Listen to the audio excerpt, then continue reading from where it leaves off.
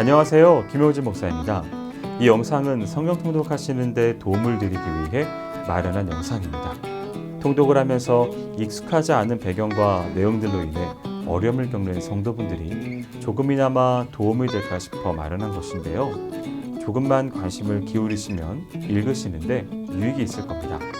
그럼 오늘 읽을 부분에 대한 안내를 해드리겠습니다.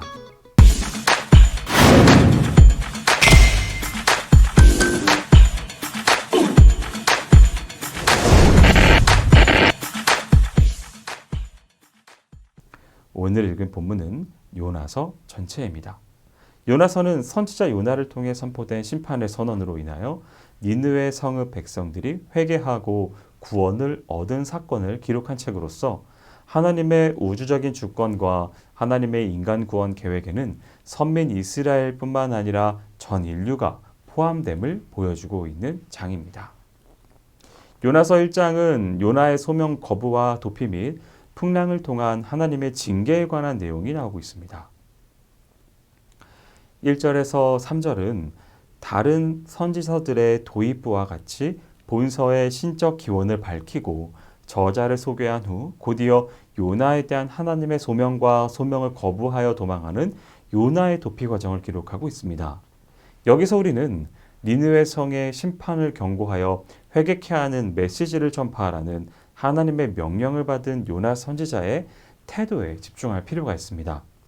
선지자는 마땅히 하나님의 명령에 절대 복종하며 주신 메시지를 그대로 전파해야 할 사명이 있습니다. 그럼에도 불구하고 요나는 하나님의 명령에 불순종하여 사역지 니느웨와는 정반대 방향인 다시스로 도피하는 실로 선지자로서 있을 수 없는 일을 행하였습니다. 요나가 이렇게 한 이유는 메시지의 선포 대상이 선민 이스라엘이 아닌 이방인이었기 때문이었습니다. 그가 생각하기를 이방인은 무조건 경멸하고 적대시하는 배타적인 선민의식과 편협한 민족주의적 감정 때문에 이방인에게 곧바로 멸망의 심판을 내리시지 않고 심판을 경고하여 회개케 하는 메시지를 전파하라는 하나님의 명령을 따를 수는 없었던 것이었습니다. 4절에서 10절은 요나가 풍랑을 만나 이방인들 앞에서 자신이 하나님께 범죄한 죄인임을 고백하게 된 사실을 기록하고 있습니다. 요나가 다시스로 가는 배 밑층에서 잠이 들었습니다. 이제 하나님께서 태풍을 일으키심으로 안전한 도피처로 생각했던 배 자체가 파선 지경에 이르게 되었고 급기와 선원들의 제비뽑기에 의해 재앙의 원인이 요나에게 있었다는 사실이 밝혀지게 되었습니다. 이로써 요나의 도피 계획은 완전히 무산되었고 오히려 자신이 평소부터 배타적인 선민의식으로 경멸하던 이방인들 앞에서 자신의 죄를 고백하는 지경에 이르렀습니다. 11절에서 17절은 하나님의 명령에 불순종한 요나가 하나님의 징계를 받아 바다에 던져지는 사건에 대한 기록입니다. 본문에는 자신과 선원들에게 닥친 재앙이 자신의 불순종에서 기인하였다는 것을 깨닫고 겸손하게 하나님의 징계를 받아들여 담담하게 자신을 바다에 던지라고 선원들에게 말하는 요나의 모습이 나옵니다. 이는 대자연을 당신의 뜻대로 움직이시는 전능자 하나님 앞에서의 인간의 나약함과 하나님이 뜻하신 바에 대해서는 어떠한 인간도 스스로의 힘으로 거슬러 거역할 수 없다는 하나님의 절대 위엄을 보여줍니다.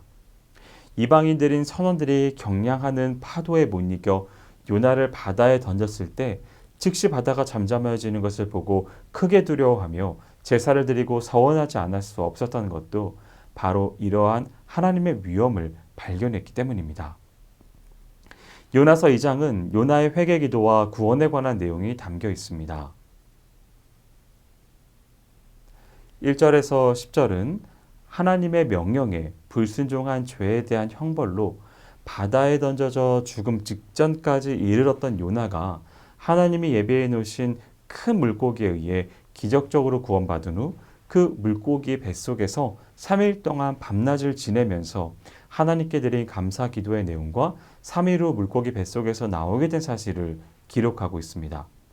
본문의 기도 속에서 요나는 자신이 바닷속에서 겪었던 죽음과도 같은 고통을 자세히 언급하면서 그러한 고통 가운데서 구원하신 하나님께 감사를 드리며 소명에 대한 새로운 결단을 내리게 됩니다.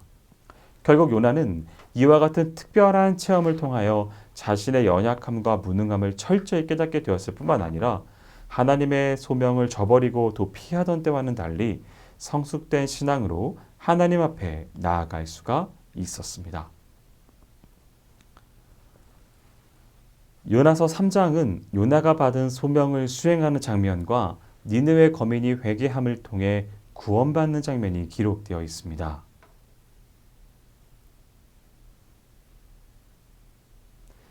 1절에서 4절은 하나님의 초자연적인 이적에 대해 죽음의 위기에서 구원받았던 요나가 다시 니느웨 성읍에서의 복음 전파 사명을 하나님께로부터 부여받고 이를 수행하는 장면을 짤막하게 소개하고 있습니다. 하나님께서는 회개한 요나에게 처음과 동일한 소명을 다시 줌으로써 요나에게 선지자로서의 온전한 사명 감당을 위한 기회를 다시 한번 부여하셨습니다. 그리고 이를 통하여 니느웨 백성의 구원을 위한 당신의 계획을 차질 없이 진행시켜 나가셨습니다. 한편 본문에서 요나는 첫 번째 소명을 받았을 때와는 전혀 다르게 하나님의 명령에 절대 순종하여 니느웨 성으로 갔습니다. 이는 첫 소명을 받을 때와는 달리 물고기 사건을 통하여 요나의 신앙이 매우 성숙해졌음을 나타내고 있습니다. 5절에서 10절은 요나로부터 40일 후에 멸망할 것이라는 심판의 경고를 들은 니느웨 거민들의 대대적인 회개 사건과 그에 대한 하나님의 응답으로서 니느웨에 대한 심판의 뜻을 돌이키시고 그들을 구원하신 사건을 기록하고 있습니다. 요나의 예언에 대한 니느웨 거민들의 반응은 요나 자신이 실제로 기대했던 것과는 전혀 다른 것이었습니다. 요나는 선민 이스라엘을 압제하는 아수르가 실제로 멸망하기를 바라면서 하나님의 심판을 선포하였었습니다. 그러나 아수르 제국의 수도인 니느웨 거민은 물론 아수르 제국의 왕 자신도 회개하고 백성들의 회개를 촉구하는 조서를 반포할 정도로 대대적인 회개운동이 니느웨에서 일어났습니다. 그리고 이러한 회개운동이 일어나기 시작한 것은 요나가 니느웨의 멸망을 선포한 지 하루 만이었습니다. 이를 종합해 볼 때 니느웨 거민의 구원은 전적으로 하나님의 계획과 섭리에 의한 것이었음을 보여줍니다. 그리고 이는 구원이 하나님의 주권적인 사역으로 말미암는다는 요나의 고백을 나타내주고 있습니다.